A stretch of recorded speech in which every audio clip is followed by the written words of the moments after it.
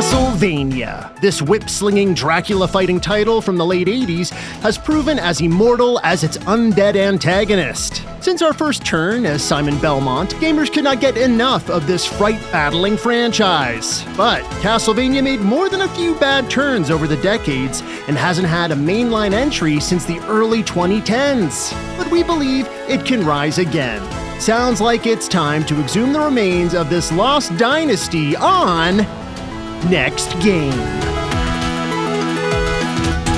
Next Game. I'm Shane. And I'm Adam. And welcome to Next Game, the show where we design sequels, prequels, spin-offs, and anything else we deem fun. We are so happy to have you join us on this episode where we're talking about a very beloved series of games that have been going on for a very long time. Castlevania! Yes. Oh, I love Castlevania. There's so many Castlevania games, and I'm sure as we talk about those games today, we'll get absolutely nothing wrong. Yeah, there's going to be so much. Before this episode, I sat down and I played just an enthralling, crazy bastion of weirdness of just potpourri so many. Potpourri. Of vampire gnarliness, right? I went through a lot of Castlevania games just so we could make this episode as best as we possibly could. There's dozens of them, you know, there's a lot to go over today. But before we get into the beef of Castlevania, before we sink our teeth into the neck of Castlevania. I see what you're doing there. Yeah. How does this show work? Well, basically what we do is we both come up with unique pitches to video games, and then we take those pitches and send them over to a guest producer who picks one of us as the winner and the other one as Dracula's luncheon meat. Oh, I see. So some form of competition. Yes. Oh. How dastardly. But Adam, what do we have to do in every episode before we actually talk about our pitches? Yeah, before we pitch anything, we have to figure out why exactly we're tackling this game in our segment called what? Why this game? So let's talk about Castlevania. Mm-hmm. This is a series that has been going on for a really long time. Started off in the late 80s, originally released on the Famicom disk drive itself. Not originally called Castlevania, had a different name that I am not going to even begin to pronounce. We know it as Castlevania. Yeah. Released in 1987 for the NES. Yes. And the series started off with a bang. That first game is pretty incredible. Yeah. And it was iterated on a lot. Even just that first title, you know, we had Haunted Castle. Yes. And the remake on it It's found a its lot. way to It's the a lot. PlayStation 1. Yeah. This series, so messy. Yeah, it's a very messy series. Yeah. Dozens of games, literally dozens of games, and spin-offs and spiritual successors. That's right. So we want to get through this relatively quickly. So apologies to everyone if we don't touch on every single Castlevania game, but we don't want this podcast to be 5 hours long. And look, we actually tried to read the proper timeline of the series, but even the producers have shifted what is a proper timeline. So, for example, there is a Castlevania game just simply called Castlevania on the Nintendo 64 that technically isn't canonical anymore or part of the timeline, but they made that, and then they made a remaster of that with a prequel story attached to the cartridge. It's so... With better textures. With better textures. You're burying the lead, man. It's wild. And now... What it comes down to and what Castlevania is at its core, I would argue, it's a game about playing as somebody who's usually a vampire hunter. They're hunting vampires, usually, and the end boss is usually Dracula. Okay, usually. That's a great place to start. And I was hoping you'd have something that was like quick and to the point. Yeah. Awesome. I also want to take Castlevania as a whole and kind of put it into different segments, if you'll follow my lead here. So we have your traditional Castlevania games, which are the action platformers that have very specific movement that you have to commit to. Yes. Not story heavy. Yeah. Right? So I'm thinking the original Castlevania, Castlevania 3 is a good example of that. They're pretty straightforward, right? Yes. But then you have another sect of Castlevania games, more when the producer Igarashi came into working on these games. He's very famous for having basically finished Castlevania Symphony of the Night, and that was a turning point for the series because it was less of that straightforward action platforming and introduced other things, right? What are some of the other things that were introduced in Symphony of the Night? Well, Symphony of the Night is hilariously complex and simple all at the same time.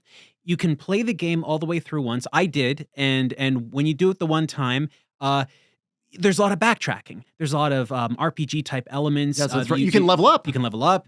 You can collect a lot of items that make your character better, which is things you didn't see typically in all the other Castlevania games. But what was really important about this game was that backtracking. That backtracking made it feel like you were exploring a vast castle of just so much weirdness all over the place.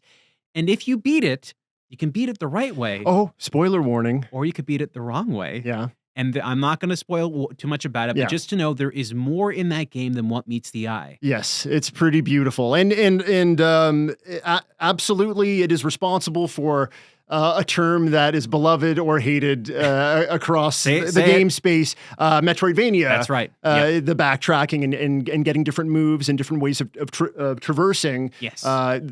Symphony of the Night is a prominent fixture of why that title is a thing. It's Metroidvania. True. But it's not like the entirety of Castlevania has been like perfect. Yeah. There have been so many games with so many different identities. The second game, Simon's Quest. Yeah. I didn't pool that with the straightforward Castlevania games. Of course you wouldn't. Right. That's a really weird one. I mean, that game has a day and night cycle. You have to be in certain places at certain times. You have to do things in a certain way. You have to stand in certain places at certain times. And I think we spoke a little bit about it before, and I got to mention it now. We can agree that if with a better translation, that game probably would have been more accessible in North America, but the translation is notoriously poor. Yeah. And some things that should be known to the player are very, very cryptic. Yes. The fandom has actually gone back and kind of made a better version of the game, but poor translation has been a problem in Castlevania games throughout. Like Castlevania Symphony of the Night, I don't want to spoil anything. I won't reveal what this reveals in the game, but there are 2 items that you pick up, and the 2 items tell you to be in a place and to use the items. The problem is the translation got it wrong, so on the actual disc version of the game, when you play it, it tells you to be somewhere.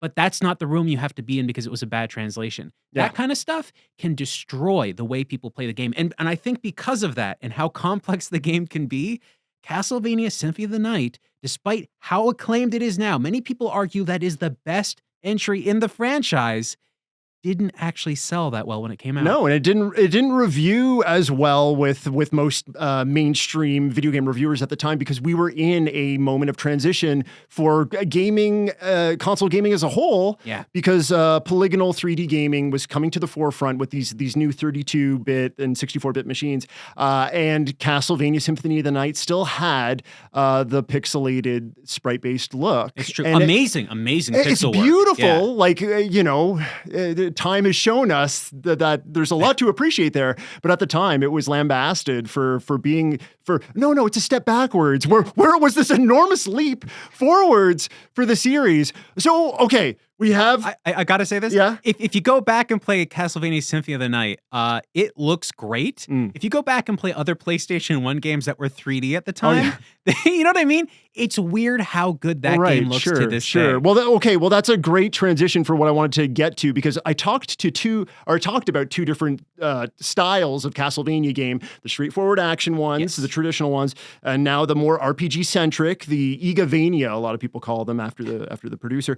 But then there's this sort of weird no man's land, I'd like to call it, where it's the polygonal Castlevania games, the 3D polygonal games, and that's just a mixture of different experiences across the board. It's uneven. It's incredibly uneven. It's not as well received. Yeah. I think a lot of people don't know what to make of many of those games, but I think one of the biggest problems, and I think one that really becomes more apparent as the 3D games start to progress and get stranger and stranger, they eventually get to where the series ends, which is Lords of Shadow. Yeah, Lords of Shadow 2. Yeah. Right. So after playing those 2 games, and there's also a third game called Mirror of Fate, which was released on the 3DS originally, I believe. That's right. And there's an HD version that's on consoles like the Xbox 360. Those selection of games completely destroy what makes Castlevania worthwhile. And I'm going to be really mean-spirited about this. The first game was produced in partnership with Kojima Productions. I don't know what he had influence in, but the first thing I did when I played that game was I cringed at the poor design. It feels like a generic 3D beat 'em up almost to an extent. Yeah. A lot of the environments are well designed. There's a lot of really good visuals going on there. But a problem I had was everything you do in the game feels like just you're playing this one section off to the next section. Yeah. And it loses what those other Castlevania games were so good at doing. Very straightforward, and I remember them being. I had more time with the first than the second Lords of Shadow game, but I remember it being very God of War like, Very just much trying so. to ride Yeah. those coattails. I do recall reading that the series was supposed to be going in a different direction with its polygonal 3D titles, but that game was canceled, and they brought on Mercury Steam. Yeah. That worked on, well, now they're known for their Metroid output. Which is great. Yeah. Which is good. But that's not, this is not, the one thing linking all the Lords of Shadow games is that one developer. Yeah. They were the ones that they showed their work, their concept to Konami, and they chose to go in that direction. I want to say all three of the games, even though Mirror of Fate it plays different than the other two, the games themselves have overly complex controls. They don't feel great. The stories are all over the place, but that's going to be a subject for the entire series. The stories are always all over the place. Yeah. But the one thing that really got me, having played almost all the Castlevania games I could play, when I got to this one, and maybe some other ones didn't do it either, I don't know for certain, but this one did not allow me to whip or attack light sources. In the very first game, you see candles on the wall or candles just floating in the sky, and you can hit them and you get items from them. That does not happen in these games, and it so irritated me. It feels good to whip lights. Yeah, I don't know why. It feels good. Don't take that away from us. When you're in the game world, it just feels good to be able to interact. With Symphony of the Night, there's some specific battles that happen where the 2D pixelated graphics, they used it in such a way where things feel like they're being destroyed as you're attacking them. Sure, There's this one battle where all this stuff behind you starts falling down. It's really Layers, cool looking. layers. Right? Yeah, right. And I thought, well, if you're going to go in the 3D, you're going to go into that direction. But with these games, that didn't feel like that happened. I know that some of the other 3D games have a mixture of ideas around them. I recall dabbling with the first PlayStation 2 game, and it had more Symphony of the Night blood in it, like leveling up and that sort of progression system, which I do remember appreciating. But even those games, they seem like they're kind of lost to time. We haven't really had a great 3D title. And honestly, I don't see too many people talking about those older Castlevania games. Whenever I hear someone talk about Castlevania today, they talk about the original NES games, some of the other 2D games released on the SNES and the GameCube, or not the GameCube, but the Genesis. Sure. And typically, it's always Symphony of the Night is the best entry. I've always heard that. It's always been a thing. And personally, from what I played, I think it's the best entry. I got to give props, though. Like, Symphony of the Night is an amazing title, but the output from the series, the 2D output from the series post Symphony of the Night, not lazy in the slightest. Oh, sure. Yeah. Fantastic Game Boy Advance games, fantastic Nintendo DS titles. They continue forward with the RPG-like mechanics of Symphony of the Night, and they have some twists on the gameplay, some weird use of the Nintendo DS touchpad, some switching out characters in interesting ways. As far as I'm concerned, the series, the 2D series, left off on a very strong note. Yes. The 3D version of the series did not. And not if anything, so much. And since 2.5D, I should say as well, for Mirror of Fate. So basically, since 2014, we have not seen another Castlevania game get released. And why this game? Why do we want to cover Castlevania?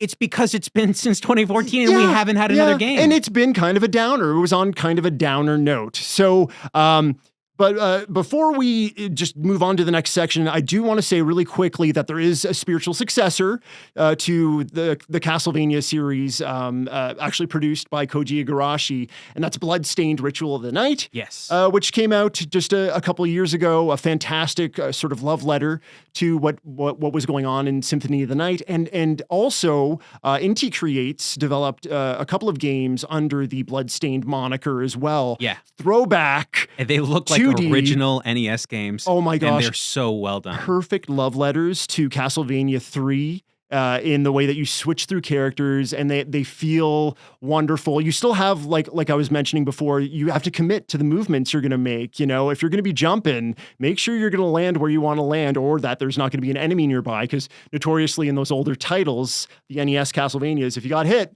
you're going into a pit. Yeah, You're going to be knocked back. And Inti Creates, I've played a bunch of their games, and they really get how to make something look like an old release. Just I've played the game; it's really cool. But there's one aspect of it that I want to point out that I saw it and I was like, "Yeah, you know what you're doing." At the very beginning of the game, you will eventually find a train. When you see the train, look at the wheel like the little train. I don't know. Hubcap of the train? I guess, yeah. That's not the right word. It's not the right word. No. But if you look at it, you'll actually see that the coloring is boxed. It's not completely circled because back then they couldn't do that. So it's a really cool design. And I saw it and I was like, yeah, that's what you would see back then. So it was really neat to see them put that much care and effort into the visuals. They're brilliant. And yeah, if folks have a chance to play any of the Bloodstained games from the legit Symphony of the Night successor, in kind of successor. Yeah. or these 8-bit style titles, please do. Yes. All fantastic They're games. totally worth it. So back to Castlevania proper, though. The 3D polygonal games, 2014, were left off on a sour note. That's right. And now it's time for us to take our 2 unique pitches that are going to bring the series back from the darkness as we talk about the next game. All right, it's time for us to pitch our games. The way that this works is Shane and I both have a different design for a game, which we're going to pitch, and we're going to begin with a trailer, and then we're going to go into 3 back-of-the-box points. The back-of-the-box points are just the cool things that will happen within our game. Simple as that. Yes. And we've also never pre-reviewed our pitches, so this is going to be totally new to each of us, which means there might be laughter, might be being made fun of a little bit for ideas. For what? Okay, well, we decided before recording today that you're going to be going first. So Shane, hit me with your trailer. Okay, here we go. Deep in the heart of communist Romania in 1986, in the region of Arancia, a massive earthquake spreads through the region. Nestled by the Carpathian Mountains, locals from the small commune of Tolnisi have reported sightings of strange creatures, decaying specters, and bizarre animals. And some, very few, who have wandered toward the very peak of the mountains have claimed to witness a towering castle that previously had not been there. I think we all know what the castle is, right? Wait, is it? A small team of 3 scientists and a security agent have been dispatched by the government riding into town in a 4-door ARO 24 series truck.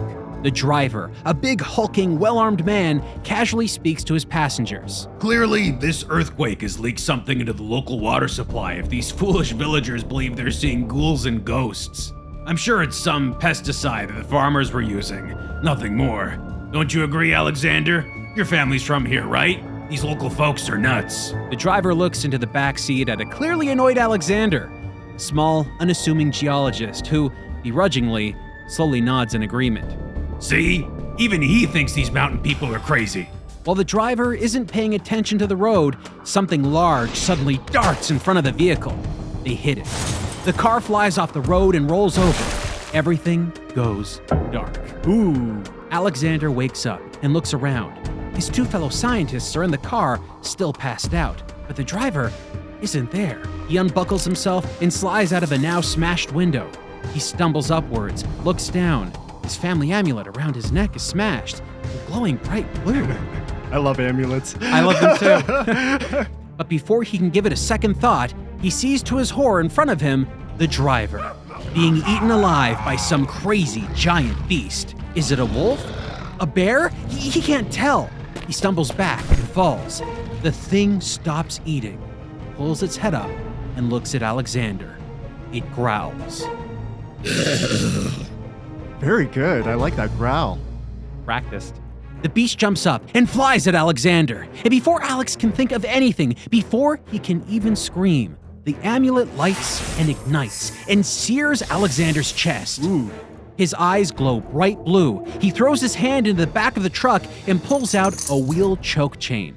He swings it at full force at the beast, who explodes into a radiant burst of flames. We see Alex's face. He's in complete shock.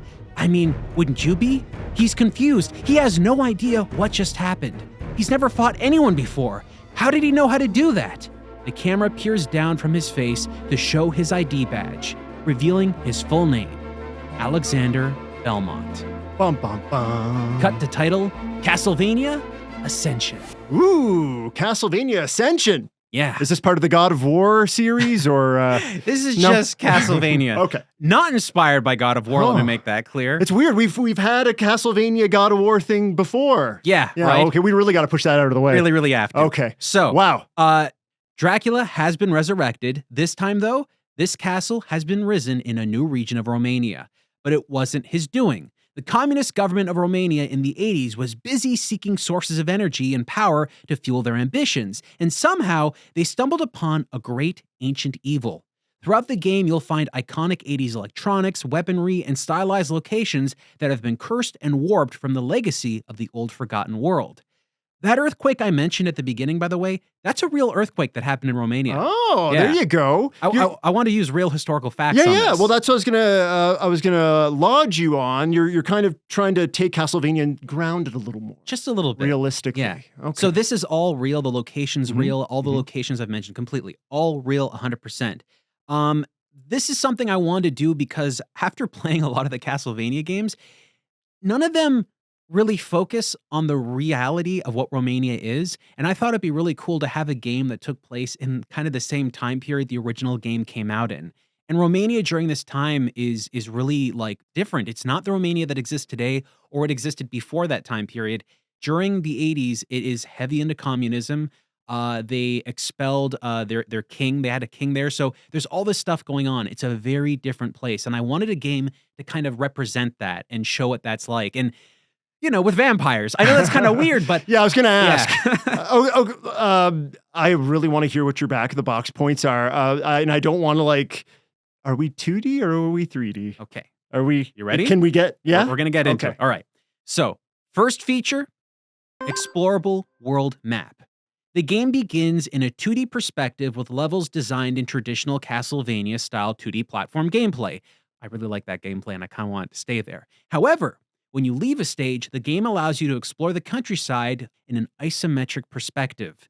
You can drive to towns, ask locals about what's happening, go on short quests to find items and help out the local townsfolk when needed. Basically, classic 2D stages interconnected by a world map that changes up the perspective.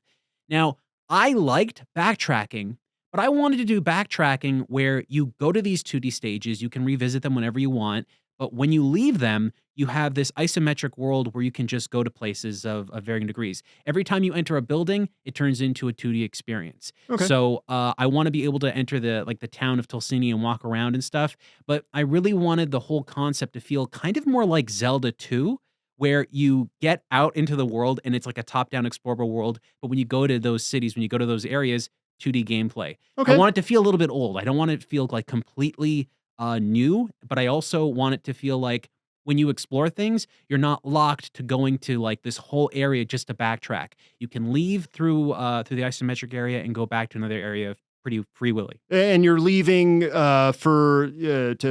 to like heal up you were saying possibly do other quests. Yes, or- I want you to be able to interact with the villagers. I want to talk about things, and there's a reason because I want okay. there to be, like we said, Alexander's family's from here.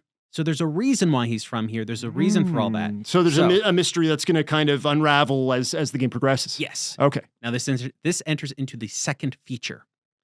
Feature number 2, Belmont Family Amulet. Alexander is not a soldier, he's a scientist. He's a bookworm. He doesn't know how to fight, but when he was attacked, his family necklace he was wearing that was passed down to him through generations, obviously, activated. bestowing upon him the ability to fight Dracula's army. Suddenly, he knows how to use a whip. Now that's really weird. Typically, he wouldn't know. So how did that happen? Alexander gains new abilities by finding books on his adventure, journal entries of his ancestors' triumphs and failures. Whenever he reads the books, the pages become alive, like a pop-up storybook. The art printed on the paper moves and shifts as we play as one of his ancestors and complete a small narrative of their adventures. All the while, Alexander learns about his lineage and gains new moves and abilities that his ancestors had honed and mastered all those decades before. Oh, cool. So you're playing as the family tree. That's right. From the before times, and then that's how you figure out how to do, let's say, like a swinging whip attack or something. Right. Oh, cool. Now, what's important about this is because we're seeing all these narratives and stories from the past, I want to show a new narrative of actually how Dracula came to be. And I want this Castlevania game to kind of refine and like lay down for once and for all, here's the story of Dracula's rise. Here's the story of his many falls. Why does he keep coming back? Why has it all led up to the 80s? So I got to ask, and I'm sure a lot of people are wondering, are you going to be following what's already established, which is like, it's a spider web? Exactly. That's the thing. Lightly. We pick the best stories and the best narratives, and we use those. So, for example, there's a lot. Yeah. Symphony of the Night did happen. So we're going to explain how things can leak off from Symphony of the Night to where it is now. I really just didn't want the series to feel like, oh, it's crazy and weird. I don't know where things are. I want people that play Castlevania for the first time to be given the backstory, given understanding of what's going on, and feel a connection to the games they've never played. And that's the way to do it by doing this. Oh yeah, I guess this kind of feeds into like just exploring this episode, or for this episode, you had to play a lot of Castlevania games, and your knowledge was a little spotty. So you're like, I wish there's just some sort of like, exactly, where is the Cole's Notes version of Castlevania? I need to know how this works. I don't want everyone to read Wikipedia just to figure out what's going on. Dude, right? Oh man, preparing for this episode. Okay, no, we should say this, and you have one more back of the box point. Our pitches today are going to be playing in realms that will butt heads with what happens in Castlevania lore, and it'll get ironed out when the game is produced. Yes. For those people that are worried right now, hey, that can't be because I know we know we're going to be wrong a lot. Yeah, but you know, when Konami gets our pitches and obviously makes the game because that's what they're good at. Right. We're gonna have this all this stuff ironed out. Well, okay. Keep going. Back of the box, number 3, Ascension power. All right. With each successful attack, with every perfect dodge, Alexander's attack power grows. The amulet charges up if you don't get hit, but when Alexander is hit even once, the power instantly drops to nothing.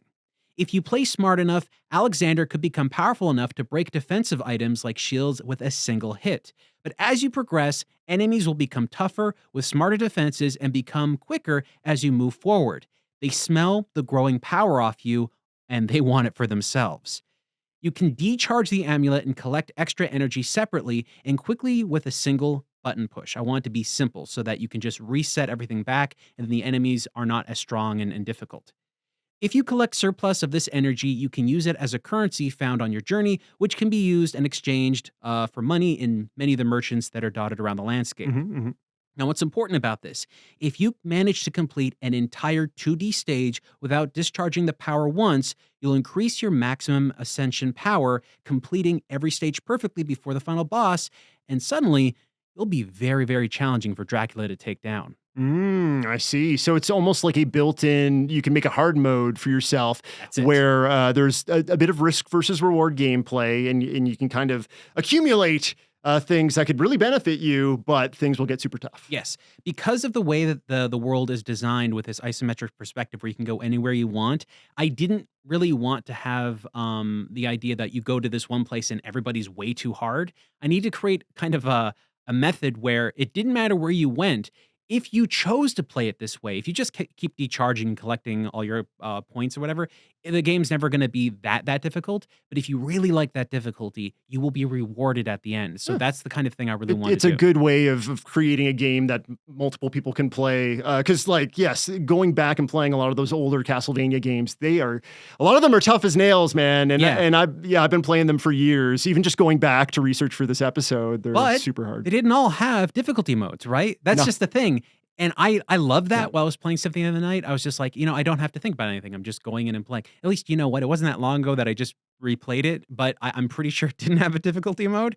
But, it's one of those things, I don't want to think about that. I want the player to naturally have that, because the worst part is if you set a game mode high, it's like high difficulty, and you go to play it and you're like, okay, I can't do this, then you have to restart the entire game. So in this way, you're constantly in control as you're playing of what the difficulty you want it to be as. And plus, I know there's going to be a lot of people out there that want to do no-hit runs.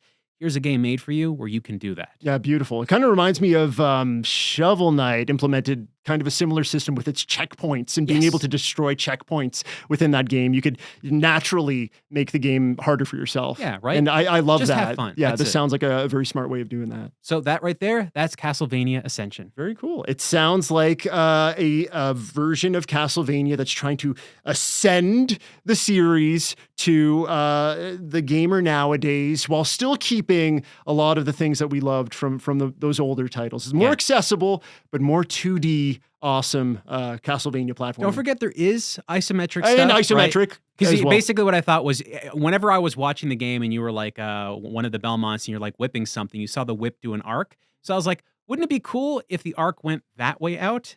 And so I thought in isometric perspective, there would be like sparse enemies around that world map and stuff. You'd like swing outwards. So I thought that would look really cool. And it'd be like kind of a neat, different visual aesthetic you don't really see. I don't know that there's been like an isometric or top-down 2D-ish version of Castlevania. I'm pretty sure at one point in one of the games, they've done something minor like that for a sec. But even then, it wasn't a full-on element in the game where you relied on it a lot. Cool. So I want to play it. Cool. I'm glad. I hope the guest producer thinks that too. All right, Adam, let's hear your pitch. Okay, you ready? Yes, I am. Here's my trailer. Dusk. Echoes of the vacant world calm as the tangerine sky crawls tonight. The ending day stretches shadows across hand-warped stones at the edge of a forgotten estate. What could this be? A useless place. For decades? Centuries? Nature had claimed all but some etched rocks, sanded down with the grit of time. Stubborn headstones. Proof of a tireless family vow. Plots stamped with a title that would wrestle darkness into submission over and over forever. Belmont. A buried name. An undying promise. Whack! Just like that, a leathery coil slaps down to the gravesite. An aged weapon. It charges the earth. The last hint of orange heaven dissolves to starry blackness, and the tangled mess known as Vampire Killer burns, melting into the earth, then pulled down hard like some perfectly placed fishing line. It explodes from the earth again with a great dusty exhale, cracked back to the surface by weathered, chalky digits. Some voice is alive again. It screams through the clay and soil, gasps for useless oxygen. A tatter-laden, fleshless torso swings up to the twilight head-on. Dracula! The cold moon gleams through the skull of the reawakened, shimmering out from the silhouette of an endless castle in the distance. It's so familiar, but so changed. Shadows swirl on the carpet of moonlit earth beyond the reborn. They form a long, cloudy ink humanoid that speaks low and distant. Ha! You sensed me. I thought your bloodline dim, but that damned vow. Right as ever, Belmont? Up! We have work. May I introduce you to Castlevania Crimson Repentance. Ooh, that is a complicated name. Well, if you've looked at the plethora of Castlevania names, this worked. Apt. And Okay. I chose it for a reason. If you want to know the reason, I'll explain it later. It's a little inside baseball, I want to but hear, I love it. yeah. I love it. I want myself to hear more of personally. this. Yeah. So, okay. Okay, Castlevania Crimson Repentance is a 2D exploration-heavy action platforming game in the vein of Symphony of the Night with plenty of twists. Isn't it hilarious that our ideas are just really heavily inspired by Symphony of the Night? Yeah. Well, Symphony of the Night is a high watermark for the series. And like I said before, I love those GBA titles that iterated on that and the Nintendo DS titles as well. But I do love classic Castlevania, and that's going to be in here also. Okay, so this game sees the mysterious skeletal hero, Belmont. Which Belmont? I don't know. Which I one don't do you know. want? Well, all the graves, they're all sanded down. All we could read was a name that said Belmont on one grave. Belmont. So this mysterious skeletal hero, Belmont, is going to be in a begrudging contract with his family's ultimate nemesis, Count Dracula. Belmont, Dracula, teaming up. Okay. So this is going to be, I want this to be like a buddy cop sort of thing. I want this to be, okay, this is what I wrote. This is what I wrote. Okay. This is what I wrote. This is Sonic Generations meets Bram Stoker's Rush Hour. Oh. Oh, that is. I like that. Why do I like that so much? As I was saying, Belmont, Dracula begrudgingly have to team up together. Why? Because an ultra-powerful force has a stranglehold on Dracula's castle. It's using the castle to breed a new army of demonic fiends. Turns out that now, centuries after Dracula's death, he's been revived along with his castle, only to be tossed aside into Shadow World Limbo. So he's not actually in the real world. There was a shadow talking to Belmont in the trailer. So unable to permanently engage in the real world, Dracula uses what little power he still has to punch through to the real world to reawaken a member of the very family that vowed to destroy him, to get help. Okay. There's a lot of Dracula stuff going on in the history of Castlevania. And as I said before, we're going to do slip-ups with lore and stuff. I know there's another Dracula that exists in the Lords of Shadow timeline. I know that Dracula was reincarnated as Soma Cruz in some of the post-Symphony of the Night games. It's impossible to take the series and follow it all the way through. Exactly. It really is. Just bear in mind with me, okay? We don't know who this Belmont is. It's just a skeletal Belmont. But this Dracula is the first Dracula from the initial Castlevania game that was released in 1987. Dracula Vlad Tepes, or known as Matthias Kronkvist. That's who this is. Okay. I don't know who that is. Okay. So, like I said, thematically, we're going to explore and have fun with these two characters that instinctually they're oil and water. Like, they hate each other. They really do. They absolutely hate each other. It's like a legendary thing that these two, like, people do not, or like Dracula does not like the Belmonts. Yeah. But they need each other to ascend to the castle in the game. So what happens between the two at the top of the castle when they do finally make it there and maybe defeat the evil that's now clutching it? Who knows? Yeah. Who knows what's going to happen? Could heads butt? Possibly. So before I get into my back of the box, my 3 points, I want to say I would love if the baseline art for this game, if it had the look of Ayami Kojima's work, who she first worked on Castlevania Symphony of the Night. Okay. It has that very elegant, stylized look to it. I would know what you're love talking about, yeah. for my game to just have that look to it. So envision that, if you will. Are you thinking like 2D, basically? Yes, Like, this is a 2D Castlevania game. It could be 2.5D at times. I'll be getting to that. Could be 3D polygonal at times, and I'll be getting to that too. Okay. All right. Back to the box, point number 1. The at odds couple, Dracula and Belmont. 2 planes of existence. In Crimson Repentance, there are 2 planes of existence that can be switched between with a button press. The real world and the shadow world. So we're going to be able to switch between these 2 characters. This is sort of my callback or love letter to being able to switch between characters in other Castlevania games. Like in Castlevania 3, there's a great Nintendo DS Castlevania game called Portrait of Ruin, where you're switching between 2 characters. Switching between characters has been a thing. Or at least choosing different characters throughout Castlevania games. Okay, so we have 2 contrasting characters. Belmont is the bony warrior. We still don't know which Belmont it is. He's slow, has limited range and movement ability, but is a powerful bruiser that can whip things. Strong person. Dracula, on the other hand, is more nimble, can fly, but his powers are numbed in the shadow realm. He's easily damaged, but he can rely on his alchemic skills to help thwart enemies. Dracula, if you go into the lore, he's a scientist. Yes, thanks. He's smart. He's very well educated. Yeah. Okay. So Belmont can most directly deal with monsters and puzzles in the real world. And while you're in the Belmont world or seeing Belmont, you can see Dracula in the background as a shadow behind you, little bat. Okay. Belmont, he's dealing with he's that bruiser. He's dealing with those monsters. Dracula, when you switch over to the Shadow Realm, Dracula can deal with shadow monstrosities that you're going to be seeing in the background while you're playing as Belmont as well. You might have to switch over and deal with something on Dracula's side while you're in the same room. Okay. To make sure that Dracula's okay. So you're going to have to switch between things. So I want there to be puzzles that can be solved on one realm that translate over to the other. Like, for example, if you go to the Shadow Realm in a room, there could be like a drawbridge, let's say, drawbridge-style door where you can't get to it as Belmont because it's too far away. You can't fly, right? But there's a chain linking to it. You go into the Shadow Realm, you have Dracula.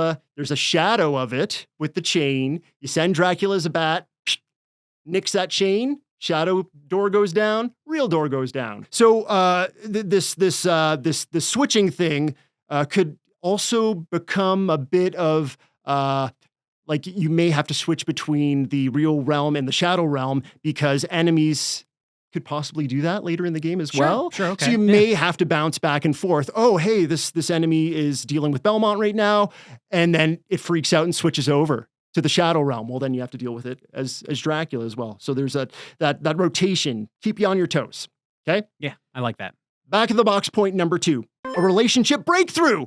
Combine forces. As you make your way through the castle, you'll fight bosses. These bosses will give Belmont and Dracula ways to break beyond the bounds of their dimensional limitations for brief moments. So as they're working together through this Symphony of the Night style map, they're getting stronger together. And for brief moments, they can work together. Sure. You know, we're fighting through the oil and water relationship. As the relationship is building, they can do stuff There's together. got to be some kind of companionship that happens through the evolution of the game. Yeah, so this makes total sense. Just some examples. Dracula can become Belmont's wings for a short glide before getting pulled back into the Shadow Realm.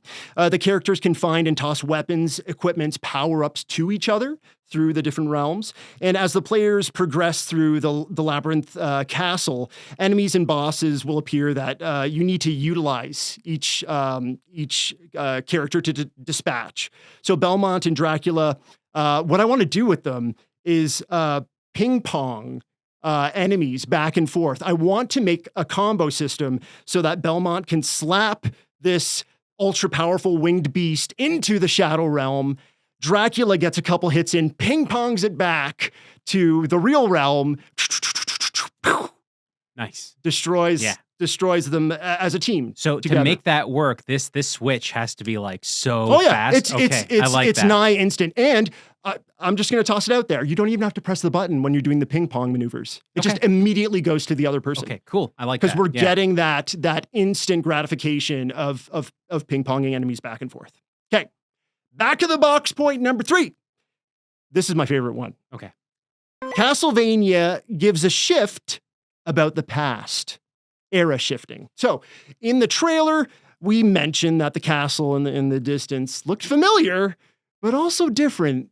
There's some weird shifting going on, shifting to the shadow world, shifting to the real world.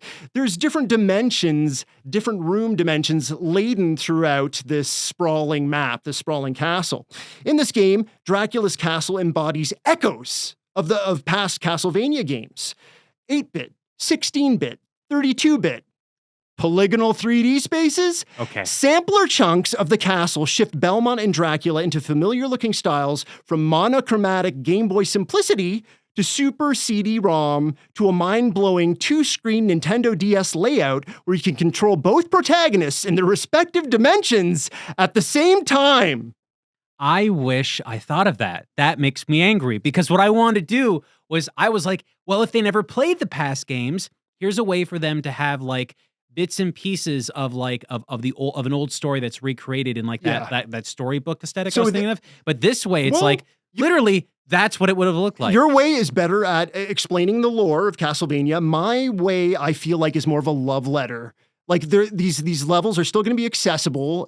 People aren't going to be like, oh, I don't know what's going on or whatever. Sure, You sure. still play through it, Yeah. you know, and there's going to be many of the same mechanics within these realms of switching between the two characters with some specialty stuff with the Nintendo DS. I just thing I love was the talking idea about. of the game turning into like a grayscale. Yeah, And then it's like, but you're it's like still an playing old, as skeletal Belmont, and you're still switching between. But there's reasons for this, right? Okay. Because in like we were talking about the Symphony of the Night style games, you do get equipment and other things. So I want you to be able to go into these respective areas, these 8-bit, 16-bit Nintendo DS areas, to find weapons from those titles, to equip your characters or to add to their arsenal, to make them, you know, fight better, let's call it. So, for example, in Super Castlevania 4, how does your whip control? Do you remember? Yeah, you can kind of like move it Yeah, around yeah, freely. yeah. So you had the sort of flaily whip.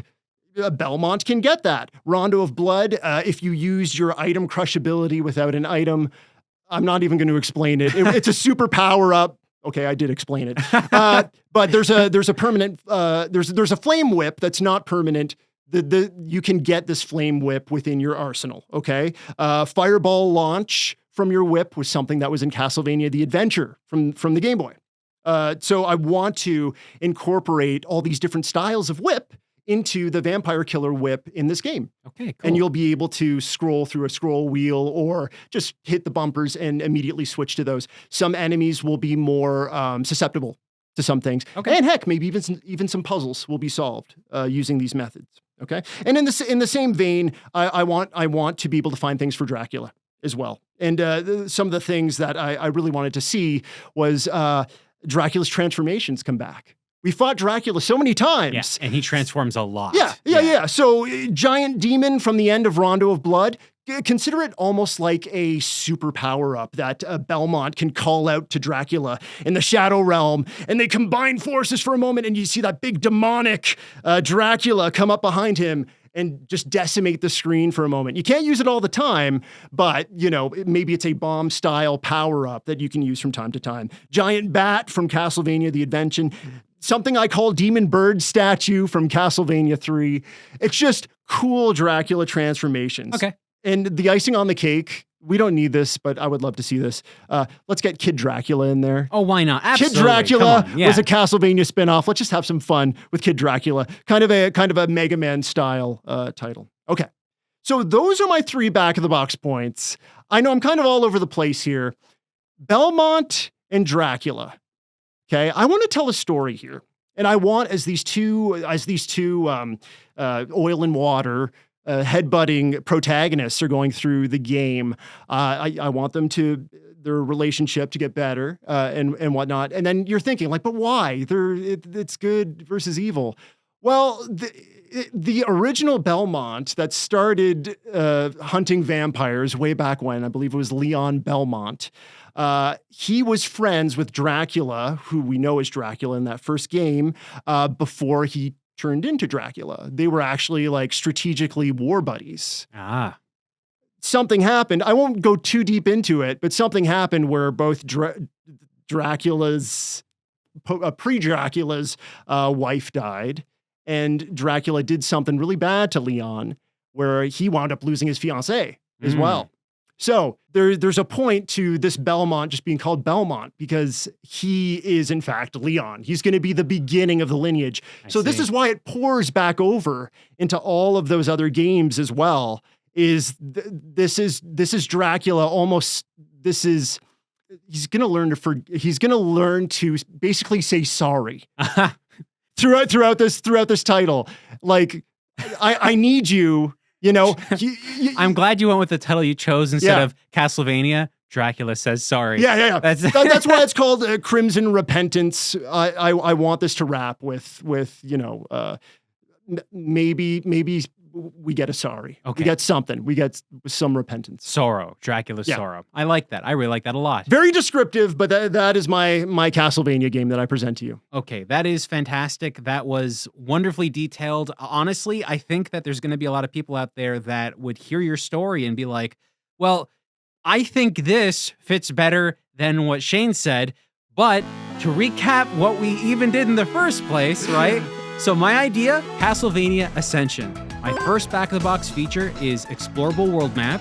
My second is Belmont Family Amulet. And my third is Ascension Power.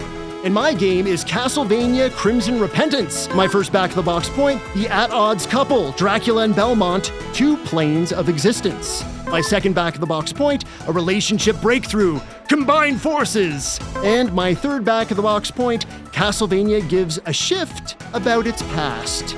Era shifting.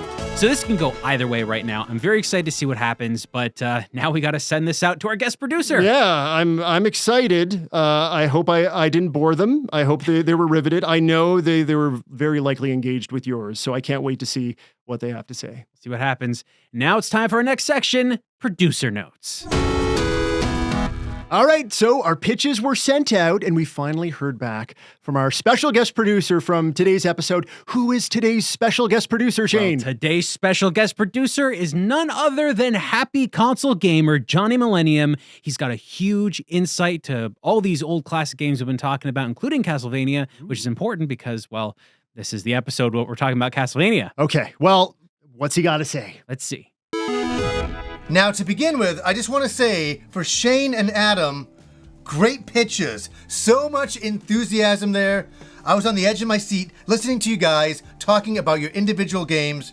Both are very interesting concepts, but I'm going to start off with Shane's pitch first. How was it?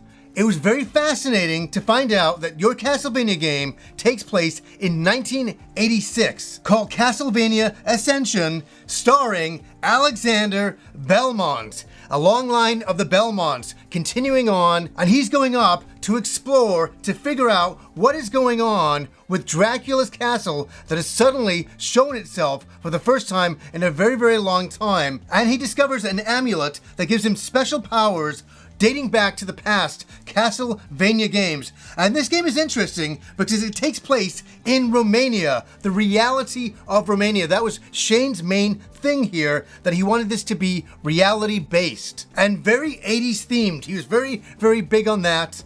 And the one thing I want to say is I love the idea that he wants a big world map for exploring, but overall, it's a 2D game. So the world map is overhead, and then all of a sudden, when you get into a certain section, it's 2D. I really, really like that. A bit of Metroidvania going on in there, a different way to explore a map in Castlevania. I thought that was really fascinating. And what I liked is being able to balance your own play style depending on how you play the game. So the amulet, if you don't get hit, it powers you up, you charge it up.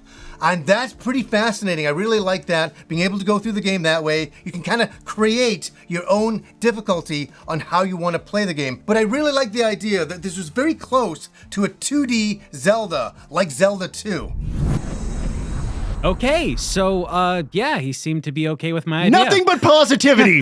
Nothing but positivity. There was no negativity Do you know at what all. this does to me? I am chilled to the bone right now. Look, this is the Happy Console Gamer. He does wonderful reviews of... Happy's in his name. Okay, so maybe there's going to be some positivity with my pitch as Maybe. well. I'm hoping. I got my fingers crossed. Yeah. Should we see what he has to say about mine? Let's see what he says about yours. Next up was Adam's pitch, and that was for Castlevania Crimson Repentance. And he first said that name, and I'm like, I had to rewind it. I'm like, Castlevania Crimson Repentance. I even had to write it down. I'm like, that's a heck of a mouthful. And he's right.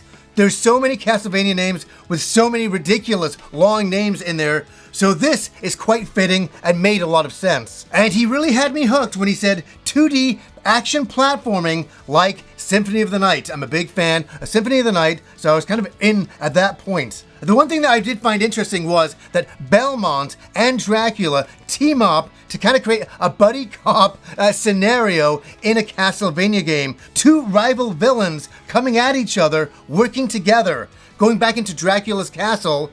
I thought that was really a fun idea, and I thought that's something that I could definitely see on the box art, seeing Dracula and a Belmont working together to defeat a shadow demon from the shadow world. And that's the interesting thing about the gameplay, is it takes place in the real world and the shadow world. and you can switch between both of them. You can switch out the characters between both. Both have strengths and weaknesses, switching back and forth. And then the really crazy thing that he came up with was the idea that because it's like echoes and different dimensions and things, that as you're playing the game, sometimes it will be in 8-bit graphics, sometimes it'll be in 16-bit, 32-bit, capturing all of the Castlevania games into one in this castle gone crazy. And I thought to myself, the budget on this game would be astronomical, but it would be really fascinating to see. He was not negative about yours.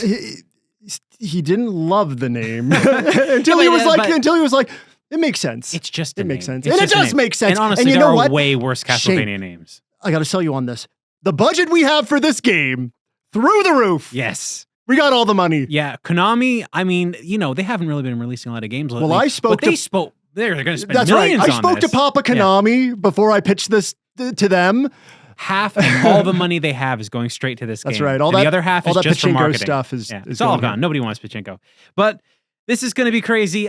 He's so happy, so positive about this. I'm curious to see where he goes. I honestly don't know. I really don't know. There's no hint on this one. I have a sneaking suspicion he's going to go with yours, only because I think he likes the concept of the Shadow Realm. No, I think he's going to go with yours because he likes the Power Amulet switchable difficulty, and he dug the Zelda 2 style gameplay. He said more positivity overall about your overall for all those idea. people that like Zelda 2. Well, he's one of them, man. Johnny, who'd you pick? Now, both of these pitches were incredible and very, very interesting, and both very different, but both tackling Castlevania. But there can only be one winner. It's Adam's pitch. Adam wins. See, I knew it. It's the shadow.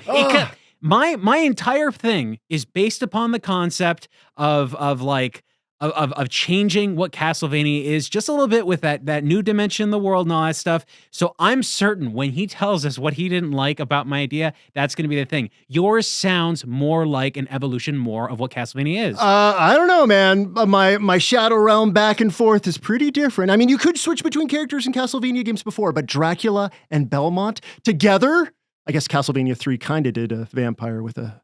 Anyway, I'm ecstatic. I'm elated. I want to hear what Johnny has to say next. Yeah, so Johnny, why did you pick his over mine?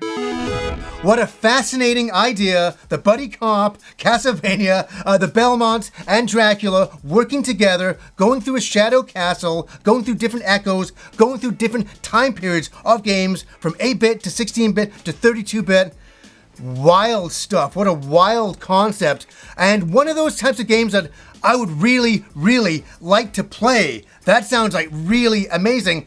I like Shane's idea as well, but when he said 1986, I was out. And the reason why I was out, because Castlevania for me is in the past. It's not in modern times, even in the 80s. It's pushing it. But I did enjoy Shane's pitch quite a lot. But Adam's pitch just kind of rose to the top. Every point he was saying, I was like, oh, I would love to see that. I would love to play that. I would love to try that. All of that stuff really worked for me, especially the 2D gameplay like Castlevania Symphony of the Night. You sold me. Shane, you had me too with the 2D gameplay, kind of like Zelda 2. I thought it was great. But Castlevania Crimson Repentance went over the edge, went over the top for me, and a definite winner, absolutely. And great job, Adam. Great job, Shane. Fantastic pitches. Well, whether I agree with him or not, that's the way he went, and you won. Look, I love the 80s. I was born in the 80s. I lived the 80s. There were vampires. Well, I'm so happy that we got through these ideas. I love both of our ideas. I'd love both of them to become real games. Yeah, absolutely, man. But it's not a big deal, you know? That's the beauty of the show. You're okay with me winning? I'm okay with you winning. Oh, yeah. Thanks, buddy. Yeah. Because in the end, you know, if Konami actually was to make one of their games, they'd probably just make mine. Or they'd make mine, and then everyone's a winner. Yeah, everyone.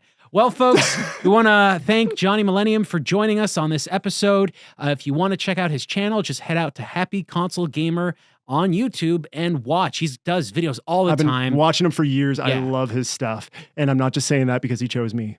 Thank you. So, Adam, are you going to be revisiting any of the old Castlevania games now that you've kind of envisioned one? Well, I want to visit yours, to be honest with you. I do. I want something with that 80s vibe, maybe with that like synth soundtrack going too. Yeah, that's a hope I have, right? Yeah. I think I'm going to replay the DS games because now that I've actually gotten a little sample of them, I'm thinking, you know what? Having a game where you play as two characters back and forth, I know other Castlevania games have done that too. Yeah. But I think the way the DS games did it was kind of interesting. Portrait of Ruin is a lot of fun. Same with Order of Ecclesia. They're great games. Yep, I'll probably have to give those a shot. Maybe I'll get inspired to make more concepts for more Castlevania games. Yep, that just about wraps it up for this episode. We're going to be seeing you next game. Next game.